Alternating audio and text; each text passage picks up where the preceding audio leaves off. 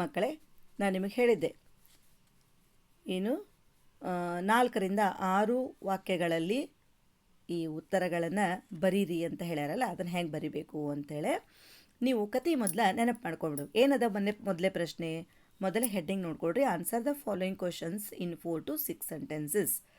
ಉತ್ತರಗಳನ್ನು ನೀವು ಬರಿಬೇಕಾದ್ರೆ ಎಷ್ಟು ವಾಕ್ಯದಲ್ಲಿ ಬರಿಬೇಕು? 4ರಿಂದ 6 ವಾಕ್ಯಗಳಲ್ಲಿ ಇರಬೇಕು. Describe Ramana Maharshi's love for animals.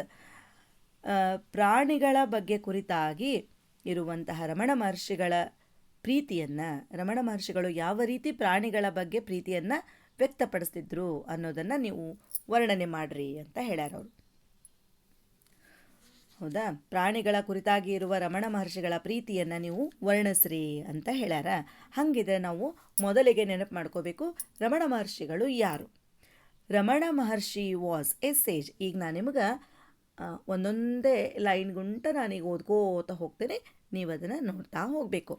ಸರಿ, ರಮಣ ಮಹರ್ಷಿಗಳು ಯಾರು? ಅವರೊಬ್ಬರು ಋಷಿ ಇದ್ದರು. ಹಾಗಿದ್ರೆ ನಾವು ಹೆಂಗೆ ಹೇಳ್ಬೇಕದನ್ನು? Ramana Maharshi was a sage. ಅವರು ಎಲ್ಲಿ ವಾಸ ಮಾಡ್ತಿದ್ರು? ಅವರು ಆಶ್ರಮದಲ್ಲಿ ಇರ್ತಿದ್ರು. ಹಾಗಿದ್ರೆ he lived in the ashram. ಇದು 2 ವಾಕ್ಯ ಮಾತ್ರ ನೀವು ಪ್ರಾರಂಭದಲ್ಲಿ ಹೇಳಬೇಕು. Ramana Maharshi was a sage, he lived in the ashram. ಹೌದಾ? ಹಾಗಿದ್ರೆ ಆಶ್ರಮದಲ್ಲಿ ಅವರು ಏನು ಮಾಡ್ತಿದ್ರು ಅಂದರೆ, ರಮಣ ಮಹರ್ಷಿಗಳು ಪ್ರಾಣಿಗಳನ್ನು, ಪಕ್ಷಿಗಳನ್ನು ಪ್ರೀತಿಸುತ್ತಿದ್ದರು. ರಮಣ ಮಹರ್ಷಿಗಳು ಪ್ರಾಣಿಗಳನ್ನು ಮತ್ತು ಪಕ್ಷಿಗಳನ್ನು ಪ್ರೀತಿಸುತ್ತಿದ್ದರು. ಹೆಂಗೆ ಹೇಳ್ಬೇಕಂಗಿದ್ರೆ, Ramana Maharshi loved animals and birds. ಎಷ್ಟು ಸರಿಯಾಗಿ ಅರ್ಥ ಮಾಡ್ಕೊಡ್ರಿ. ನೀವು ಕತೆ ನೆನಪಿತ್ತು ಅಂತ ನೀವು ವಾಕ್ಯ ಅಗ್ದಿ ಸರಳ ಮಾಡ್ಕೋಬೋದು. Ramana Maharshi loved animals and birds. ನೋಡ್ರಿ, ರಮಣ ಮಹರ್ಷಿ ಎಲ್ಲೇ ಬಂದ್ರೂ ಅದನ್ನು ಮೊದಲನೇ ಅಕ್ಷರ ಕ್ಯಾಪಿಟಲ್ ಲೆಟರ್ ಒಳಗಡೆ ಬರಿಬೇಕು, ಯಾಕಂದ್ರೆ this is A naming word. Okay, ಇನ್ನು ಮುಂದೆ ಅವರು ಪ್ರಾಣಿಗಳನ್ನು ಪ್ರೀತಿಸ್ತಿದ್ರು ಅಂತ ಹೇಳಿದ್ರಲ್ಲ, ಹಾಗಿದ್ರೆ ಪ್ರಾಣಿಗಳನ್ನು ಅವ್ರು ಎಲ್ಲಿಡ್ತಿದ್ರು? ಮುಂದಿನ ಪಾಯಿಂಟ್ ನಾವು ತೊಗೊಂಡ್ಬಿಡ್ಬೇಕು. ಏನಂತ ಹೇಳಬೇಕಲ್ಲೇ? He kept all the animals in his ashram. He kept all the animals in his ashram. ಅವರು ತಮ್ಮ ಆಶ್ರಮದಲ್ಲಿ ಎಲ್ಲ ಪ್ರಾಣಿಗಳನ್ನು ಇಟ್ಟಿದ್ರು. ಇನ್ನು ಪ್ರಾಣಿಗಳಲ್ಲಿ ಅವರು ಪ್ರಾಣಿಗಳನ್ನು ಏನೇನಂತ ಕರಿತಿದ್ರು? He called the dogs as boys. ಮಕ್ಕಳಂತೆ, ಹುಡುಗರಂತೆ ಸಂಬೋಧನೆ ಮಾಡಿ ಅವರನ್ನು, ನಾಯಿಗಳನ್ನು ಕರೀತಿದ್ರು. He called the dogs as boys and he called the cow Lakshmi. ಆಕಳನ್ನು ಲಕ್ಷ್ಮಿ ಅಂತ ಕರಿತಿದ್ರು. ಇದನ್ನು ಸ್ಟೋರಿ ನೀವು ನೆನಪಿಟ್ಕೊಂಡ್ಬಿಡ್ರಿ. ಇದೇ ರೀತಿ ನೀವು ಓದ್ಕೋತಾ ಹೋದ್ರಿ ಅಂತಂದ್ರೆ ನಿಮಗದು ನೆನಪುಳಿತದೆ. ಮುಂದೆ ಏನು ಮಾಡ್ತಿದ್ರು? He always fed the animals and birds first. ಅವರು ಯಾವಾಗಲೂ ಪ್ರಾಣಿ ಪಕ್ಷಿಗಳಿಗೆ ಮೊದಲು ಉಣಬಡಿಸುತ್ತಿದ್ದರು. He always fed the animals and birds first. He called the peacocks by making their sounds and fed them from their hands. ಅವರು ಪ್ರಾಣಿಗಳ ನವಿಲುಗಳನ್ನು ಅವುಗಳದೇ ಆದಂತಹ ಧ್ವನಿ ಹೊರಡಿಸಿ ಕರೆದು ತಮ್ಮ ಕೈಯಿಂದ ಅವುಗಳಿಗೆ ಉಣಿಸ್ತಿದ್ರು. Ramana Maharshi never allowed people to kill snakes in his ashram. ಅವರು ಯಾವುದೇ ಕಾರಣಕ್ಕೂ ಯಾರಿಗೂ ಪ್ರಾಣಿಗಳನ್ನಾಗಲಿ ಅಥವಾ ಹಾವುಗಳನ್ನಾಗಲಿ ಕೊಲ್ಲಲು ಅನುಮತಿಯನ್ನು ನೀಡಿದ್ದಿಲ್ಲ. ಬಿಕಾಸ್, ಏಕೆಂದರೆ ಹಿ ಲವ್ಡ್ ಆ್ಯನಿಮಲ್ಸ್ ಆ್ಯಂಡ್ ಬರ್ಡ್ಸ್. ಯಾಕಂದರೆ ಅವರು ಪ್ರಾಣಿ ಪಕ್ಷಿಗಳನ್ನು ಬಹಳಷ್ಟು ಪ್ರೀತಿಸುತ್ತಿದ್ದರು. ಇದನ್ನು ನೀವು ಓದಬೇಕು ಮಕ್ಕಳೇ. ಇನ್ನೊಮ್ಮೆ ನಾ ಎಲ್ಲ ಓದಿ ತೋರಿಸ್ತೀನಿ. ಅದೇ ರೀತಿ ನೀವು 10 ಸರ್ತಿ ಓದಿದ್ರಿ ಅಂತಂದ್ರೆ ನಿಮಗೂ ಕೂಡ ಬಂದುಬಿಡ್ತದೆ ಉತ್ತರ. Ramana Maharshi was a sage, he lived in the ashram. Ramana Maharshi loved animals and birds. He kept all the animals in his ashram. He called the dogs as boys and he called the cow Lakshmi. He always fed the animals and birds first. He called the peacocks by making their sounds and fed them from their hands. Ramana Maharshi never allowed people to kill snakes in his ashram because he loved animals and birds. ಮಕ್ಕಳೇ, ಈ ರೀತಿ ಇದನ್ನು ಬರೀರಿ. ಇನ್ನು 2ನೇ ಪ್ರಶ್ನೆ ಏನದ ನೋಡ್ಕೊಡ್ರಿ. 2ನೇ ಪ್ರಶ್ನೆ ಏನದ? What did Ramana Maharshi say about killing of snakes? ಹಂಗಿದ್ರೆ ಆ ಹಾವುಗಳನ್ನು ಕೊಲ್ಲುವ ಬಗ್ಗೆ, ಆ ವಿಷಯದ ಬಗ್ಗೆ ಅವ್ರು ಏನು ಹೇಳಿದರು? What did Ramana Maharshi say? Did ಬಂದದಿಲ್ಲ. What did Ramana Maharshi say about killing of snakes? ಹಾವುಗಳನ್ನು ಕೊಲ್ಲುವ ಬಗ್ಗೆ ರಮಣ ಮಹರ್ಷಿಗಳ ಹೇಳಿಕೆ ಏನು? ಅವ್ರೇನು ಹೇಳಿದರು ಅಂದಾಗ ನಾವೇನು ಹೇಳಬೇಕಲ್ಲೇ? ರಮಣ ಮಹರ್ಷಿ ಸೇಡ್, ಹೇಳಿದರು. ಏನು ಹೇಳಿದರು ಅವರು? ಹೇಳಿದರು, ಸೇಡ್. ಇಲ್ಲೇ ಸೇ ಇತ್ತು, ಇಲ್ಲೇ ಸೇಡ್ ಆಯಿತು. ಸೇಡ್ ಯಾಕಾಯಿತು? ಇಲ್ಲೇ ಡಿಡ್ ಅದ. ಇಷ್ಟು ನೀವು ನೆನಪಿಟ್ಕೊಂಡ್ಬಿಡ್ರಿ. ಹೌದಾ? Ramana Maharshi said, we have come to their home, ನಾವು ಅವುಗಳ ಮನೆಗೆ ಬಂದೀವಿ. And we have no right to trouble them, ಅವುಗಳಿಗೆ ಹಾನಿ ಮಾಡುವ ಅಧಿಕಾರ ನಮಗಿಲ್ಲ. They do not trouble us, ಅವು ಕೂಡ ನಮಗೆ ಹಾನಿ ಮಾಡುವುದಿಲ್ಲ ಅಂತ ಅರ್ಥ ಆಗ್ತದೆ. ಅವ್ರು ಹೇಳಿದ್ದಿಷ್ಟೇ. ಏನಪ್ಪ ಅಂತಂದ್ರೆ, we have come to their home and we have no right to trouble them, they do not trouble us. ಅರ್ಥ ಆಯ್ತಾ? ಇದೇ ರೀತಿ ಇದು ಉತ್ತರ ನಾನೇ ಬರೆದೀನಿ.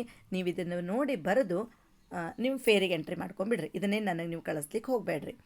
ಅಚ್ಚುಕಟ್ಟಾಗಿ ಚೆಂದಾಗೆ ನೀವು ಬರೆದು ಪಕ್ಕದೊಳಗೆ ಹಾಕಿಬಿಡ್ರಿ. ಸರಿ, ಇನ್ನು ನೆಕ್ಸ್ಟ್ ಏನು ಕೊಟ್ಟಿನಿ ನೋಡ್ರಿ.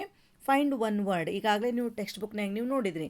Find one word for each of the following. ಇಲ್ಲೇ ಕಮಿಂಗ್ ಬ್ಯಾಕ್ ಇತ್ತು, slow movement of the snake ಇತ್ತು, a place where sages live ಇತ್ತು ಪುಸ್ತಕನಾಗ. ಅದನ್ನೇ ನೀವು ಇಲ್ಲಿ ಮುಂದೆ ಕೆಲವು ನಾ ಕೊಟ್ಟೀನಿ, ಅವನ್ನ ನೀವು ಕಂಟಿನ್ಯೂ ಮಾಡಿ ನನಗೆ ಬರೆದು ಕಳಿಸ್ಬೇಕು. ಸರಿನಾ? ಏನು ಕೊಟ್ಟಿನಿ ನಾನು? A place where wild animals live. Wild animals, ಕಾಡು ಪ್ರಾಣಿಗಳು ವಾಸ ಮಾಡುವಂತಹ ಸ್ಥಳ. ಅದನ್ನು ನೀವೆಲ್ಲ ಬರಿಬೇಕು. A place where students learn. A place where students learn. ಏನು, ಯಾವ ಸ್ಥಳ ನೀವು ಗುರುತಿಸ್ಬೇಕು ಮಕ್ಕಳೇ? ಈಗ ವಿದ್ಯಾರ್ಥಿಗಳು ಕಲಿಯುವಂತಹ ಸ್ಥಳ. ಇನ್ನು a bird which talks like us. A bird which talks like us. ನಮ್ಮಂತೆ ಮಾತನಾಡುವಂತಹ ಪಕ್ಷಿ ಯಾವುದು? ನಿಮಗೆ ಗೊತ್ತು. ಸರಿ, ಇದನ್ನು ನೀವು ಬರೀರಿ, ಇದನ್ನು ನೀವು ನನಗೆ ಕಳಿಸ್ಬೇಕು. ಮುಂದೇನದ ಇಲ್ಲಿ ನೋಡ್ರಿ. Rearrange the words to frame meaningful sentence. ನೀವು ಪುಸ್ತಕದಲ್ಲಿ ರಮಣ ಮಹರ್ಷಿಗಳ ಬಗ್ಗೆ ಕೊಟ್ಟಾರ, ಇಲ್ಲಿ ನಾನು ಬೇರೆ ವಾಕ್ಯಗಳನ್ನೇ ಹಾಕೀನಿ. ಇಲ್ಲಿ ಕೆಲವು ಪದಗಳ ಗುಂಪು ಕೊಟ್ಟೀನಿ, ಅದನ್ನು ನೀವು ಅರೇಂಜ್ ಮಾಡಿ ಮೀನಿಂಗ್ಫುಲ್ ಸೆಂಟೆನ್ಸ್ ಮಾಡಬೇಕು. Rearrange the words to frame meaningful sentences. ಓಕೆನಾ? ಇಲ್ಲಿ ಏನೇನದ ಅವನದ್ದು? Is, girl, Sita, a, good. ಇವು ಪದಗಳನ್ನು ನೋಡ್ತಾ ಹೋಗ್ರಿ. Is, girl, Sita, a, good. ಈ ರೀತಿ ಅರೇಂಜ್ ಮಾಡಲಿಕ್ಕೆ ಕೊಟ್ಟಾಗ ನೀವು ನೆನಪಿಟ್ಕೋಬೇಕಾಗಿದ್ದು ಏನಪ್ಪ ಅಂತಂದ್ರೆ, ಕರ್ತೃಪದ ಯಾವುದಿರ್ತದೋ ಅದನ್ನು ಮೊದಲಿಗೆ ತಂದಿಟ್ಬಿಡ್ಬೇಕು. ಅದೇ ಸಬ್ಜೆಕ್ಟ್ ಆಗ್ತದೆ. ಹಾಗಿದ್ರೆ ಇಲ್ಲಿ ಕರ್ತೃಪದ ಯಾವುದು? ಸೀತಾ. ಸೀತಾ ಫಸ್ಟ್ ಇಟ್ಬಿಡ್ಬೇಕು ನೀವು. ಸೀತಾ, ಸೀತಾ ನೋಡ್ರಿ. ಮುಂದೇನದ? ಒಂದು ಈಸ್ ಅದ, ಗರ್ಲ್ ಅದ, ಎ ಅದ, ಗುಡ್ ಅದ. Sita is a good girl. ಅರ್ಥ ಆಯ್ತಾ? Sita is a good girl. ಅರ್ಥ ಆಯ್ತಾ? Sita is a good girl. ಹಾಗೆಯೇ ಮುಂದೇನದ? Want I learn to English. Want I learn to English. ಹಾಗಿದ್ರೆ ಇಲ್ಲಿ ಸಬ್ಜೆಕ್ಟ್ ಯಾವುದು? ಕರ್ತೃಪದ ಯಾವುದು? ಯಾರು ಕೆಲಸ ಮಾಡೋರಿದ್ದಾರ? ಐ. ಹಾಗಿದ್ರೆ ಫಸ್ಟಿಗೆ ನಾವು ಅಲ್ಲಿ ಐ ತಂದಿಟ್ಬಿಡ್ಬೇಕು. ಐ ಇಟ್ಕೊಳ್ಳೇನಾಯಿತು? I want to learn English. ಹಾಗೆ ಮುಂದಿನ ನೀವೇ ನೋಡಿ ಮಾಡ್ತೀರಿ. ಇದೇ ರೀತಿ ಇವನ್ನೆಲ್ಲ ನೀವು ಮೊದಲಿಗೆ ಯಾವುದು ಕರ್ತೃಪದ ಅದನ್ನು ಆರ್ಸ್ ಇಟ್ಕೊಂಡ್ಬಿಟ್ರಿ ಅಂತಂದ್ರೆ ಮುಗೀತು. ಇಲ್ಲೇ ಆರ್ ಫುಟ್ಬಾಲ್ ಪ್ಲೇಯಿಂಗ್ ದೇ. ಹಾಗಿದ್ರೆ ಇಲ್ಲೇ ಫುಟ್ಬಾಲ್ ಅಂತಂದ್ರೆ ಅದೊಂದು ಏನು ಆಡುವಂತಹ ಒಂದು ವಸ್ತು ಆಯಿತು, ಅದೊಂದು ಆಟ ಆಯಿತು. ಹಾಗಿದ್ರೆ ಇಲ್ಲಿ ಆಡೋರು ಯಾರು? ದೇ. Very good. ಇದನ್ನು ನಾವು ಫಸ್ಟ್ ನೀವು ತೆಗೆದು ಇಟ್ಬಿಟ್ರಿ ಅಂತಂದ್ರೆ they are playing football. Okay. Next, jamun makes mother my. ಫಸ್ಟಿಗೆ ಕರ್ತೃಪದ ಯಾವುದು? ಮದರ್. ಹಾಗಿದ್ರೆ ಮದರ್ ಅಂತಂದು ಇಡಂಗಿಲ್ಲ, ಇಲ್ಲಿ ಮಾಯ್ ಒಂದು ಬಂದದಲ್ಲ, ಮೈ ಮದರ್. ಹೌದಾ? ಜಾಮೂನ್ ಮೇಕ್ಸ್ ಅಂತೂ ಸರಿಯಾಗಂಗಿಲ್ಲ, my mother makes jamun. Next the Suma flowers plucks. Suma plucks the flowers. Plucks ಅಂತಂದ್ರೆ ಕೀಳು ಅಂತಂದಾಗ. Suma plucks the flowers. Okay, ಇದಿಷ್ಟು ನೀವು ಬರೋದು ನನಗೆ ಇವತ್ತನೇ ಸಾಯಂಕಾಲದ ಒಳಗಾಗಿ ಕಳಿಸ್ಬೇಕು. ಹೌದಾ? ಸಾಯಂಕಾಲದ ಒಳಗಾಗಿನೇ ಎಲ್ಲರೂ ಕಳಿಸೋವಂಥ ಪ್ರಯತ್ನ ಮಾಡಿರಿ. ಎಲ್ಲರೂ ಅಭ್ಯಾಸ ಮಾಡಿರಿ. ಮುಂದಿನ ಅವಧಿ ಒಳಗೆ, ಮುಂದಿನ ಮಂಗಳವಾರದೊಳಗನ ನಿಮಗೆ ಈ ಪಾಠಕ್ಕೆ ಕುರಿತಾಗಿ ಒಂದು ಟೆಸ್ಟ್ ತಗೋತೀನಿ ಮಕ್ಕಳೇ. ಧನ್ಯವಾದಗಳು.